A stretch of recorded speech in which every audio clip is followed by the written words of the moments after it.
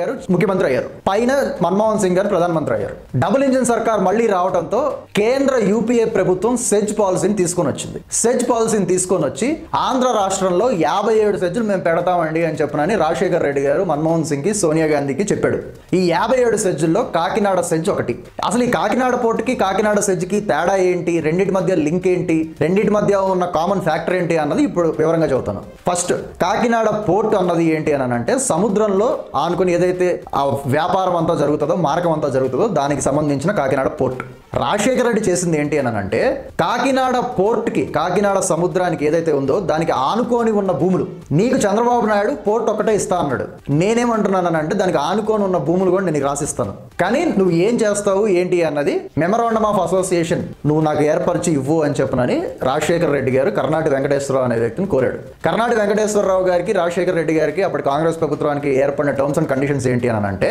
2005లో Kakinada special economic zone అని చెప్పిన ఒకటి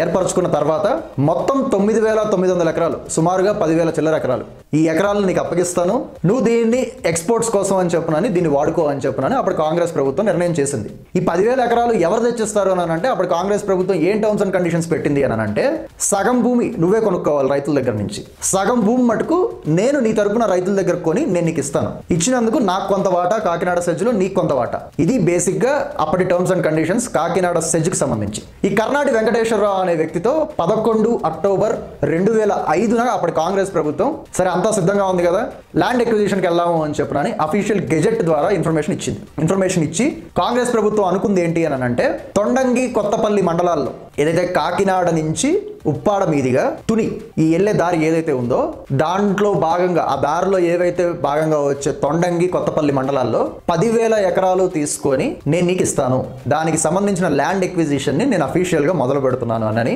అక్టోబర్ 11వ తారీఖున 2005వ సంవత్సరంలో ప్రభుత్వం అఫీషియల్ నోటీస్ ని విడుదల చేసి ముందు నీ 4,850 ఎకరాలు నువ్వు తెచ్చుకోపోవని చెప్పని కర్ణాటి వెంకటేశ్వరరావు గారికి ఆదేశాలు ఇచ్చింది అప్పుడు కాంగ్రెస్ ప్రభుత్వం. ఆయన ఏం చేశాడు అని అంటే అక్కడ రైతుల్ని, తొండంగి కొత్తపల్లి మండలాల్లో ఉన్న రైతుల్ని భయపెట్టి భయభ్రాంతులకు గురి చేసి అక్కడ లోకల్ పోలీసుల్ని వాడి ఎకరం 3 లక్షల చిల్లర ధరకి మొత్తాన్ని కూడా 4,850 ఎకరాలని సమీకరించుకొని ప్రభుత్వానికి చెప్పాడు. నా దగ్గర 4,850 ఎకరాలు వచ్చేసినాయ్యా, మీ 5,000 ఎకరాలు ఎప్పుడు ఇస్తారు అని చెప్పని. ప్రభుత్వం ఏం చేసింది అని అంటే రాష్ట్ర వ్యాప్తంగా 57 సెజ్జులకి ఏదైతే రాజశేఖర రెడ్డి అప్రూవల్ తెచ్చుకున్నాడో, నేను స్టార్ట్ చేయబోతున్నాను అని చెప్పాడో, ప్రతి ఒక్క సెజ్జు కూడా ఇచ్చిన హామీలో కనీసం 10% కూడా ఉద్యోగాల కల్పనతో పాటు సెజ్జుల్లో ఏవైతే పెద్ద పెద్ద ఇండస్ట్రీస్ రాబోతున్నాయి ఇవన్నీ కూడా ఎక్స్పోర్ట్ ఓరియంటెడ్ బిజినెస్ మొదలవబోతుంది, ఏపీ ఒక ఎక్స్పోర్ట్ హబ్ కింద తయారవుతుంది అని చెప్పిన కాంగ్రెస్ ప్రభుత్వం ప్రజలకు చెబుతుందో ఇవన్నీ సొల్లు కబుర్లు, ఒక్కటి కూడా నిజం లేదు అని చెప్పిన ప్రజలు గ్రహించడంతో తమ భూములు ఇవ్వము అని చెప్పనని భారీ నిరసన కార్యక్రమాలు కాకినాడలో కూడా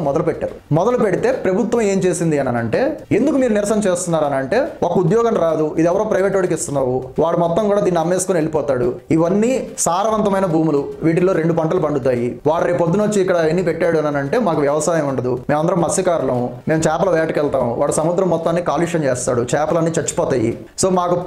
ప్రాణాధారం జీవాధారం ఏమీ ఉండదు, మేము వలస వెళ్ళిపోవాలి, కాబట్టి మేము భూములు ఇవ్వము అని చెప్పని రాజశేఖర రెడ్డి గారికి తెగేసి చెప్పారు కాకినాడ ప్రజలు. మీరు ఇలా చేస్తారా, మీ అంతు చూస్తాను, మీ సంగతి తెలుస్తానని చెప్పనని ఆయన ఏం చేశాడు అని అంటే కాంగ్రెస్ ప్రభుత్వం చూడండి సారవంతమైన భూములు తీసుకొని రైతులకు అన్యాయం చేస్తుంది అని అప్పటి ప్రతిపక్ష బీజేపీ పార్టీ, అప్పటి ప్రతిపక్ష తెలుగుదేశం పార్టీ ఇద్దరు కూడా అటు ఢిల్లీలో ఇటు హైదరాబాద్ లో నిరసనలు చేస్తూ ఉంటే వీళ్ళ నిరసనల నుంచి ప్రజల్ని మభ్యపెట్టడానికి, ప్రజల అటెన్షన్ డైవర్ట్ చేయడానికి కాంగ్రెస్ ప్రభుత్వం ఏం చేసింది అని అంటే అటు కాకినాడ సెజ్లోను అటు నక్కపల్లి సెజ్లోను, విశాఖపట్నం దగ్గర ఏదైతే నక్కపల్లి ఉందో ఈ 2 సెజ్ల్లో ఏవైతే భూములు మేము తీసుకోబోతున్నామో 5,000 ఎకరాలు, అక్కడ ఇంకా వేరే ఎకరాలు, ఈ ఏ ఎకరం కూడా ఇది అగ్రికల్చర్ కి పనికిరాదు, ఈ ల్యాండ్ మొత్తం కూడా ఫెర్టిలిటీ కోల్పోయింది, ఇవి మెట్ట భూములు, వీటికి వ్యవసాయానికి పనికిరాదు అని చెప్పనని ఏదో ఎనాలిసిస్ చేసావని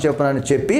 మీకు ఎక్కువ డబ్బులు ఇవ్వము, తక్కువ డబ్బులే ఇస్తాము, మర్యాదగా ఇస్తారా లేదా అని చెప్పని పోలీస్ జులుంని వాడింది అప్పుడు కాంగ్రెస్ ప్రభుత్వం. ఇలా ఇది వ్యవసాయానికి పనికిరాని భూమి అని చెప్పడం ద్వారా కేంద్ర ప్రభుత్వాన్ని కాపాడి, కేంద్ర ప్రభుత్వం ఇలా వ్యవసాయ భూములు తీసేసుకొని ప్రైవేట్ వాళ్ళకి ఇస్తుంది, సెజ్జు బొజ్జు అని చెప్పని దొంగ మాటలు చెప్పని ప్రతిపక్షాల దాడి నుంచి తప్పించుకోవడానికి ఇది ఒక ఎత్తుగడ వేశాడు రాజశేఖర రెడ్డి. అయితే ప్రజలు ఏం చేశారు అని అంటే ప్రభుత్వానికి ఎన్నిసార్లు మొరబెట్టుకున్నా మా బాధ అర్థం కావట్లేదు అని ఆంధ్రప్రదేశ్ మానవ హక్కుల కమిషన్ కి ఒక లెటర్ రాసి రైతులందరూ రైతులందరూ కూడా ఒక హక్కుల సంఘం కింద ఏర్పడి వాళ్ళ దగ్గరికి వెళ్ళి మొరబెట్టుకున్నారు. మా భూములు ఇట్లా లాగేసుకుంటున్నాడు రాజశేఖర రెడ్డి, దయచేసి మీరు ఇన్వాల్వ్ అయ్యి ఈ ప్రక్రియ మొత్తాన్ని ఆపండి అని. ఏపీ మానవ హక్కుల సంఘం నిజంగానే తూర్పుగోదావరి జిల్లా కలెక్టర్కి భూములు మీరు సేకరించద్దు అని చెప్పినా కూడా రాజశేఖర రెడ్డి వినకుండా బలవంతంగా రైతుల దగ్గర భూములు లాక్కొని దాదాపు 9,850 ఎకరాలు మొత్తం తీసుకెళ్లి కేవీ రావు అనే అతనికి ఇచ్చాడు.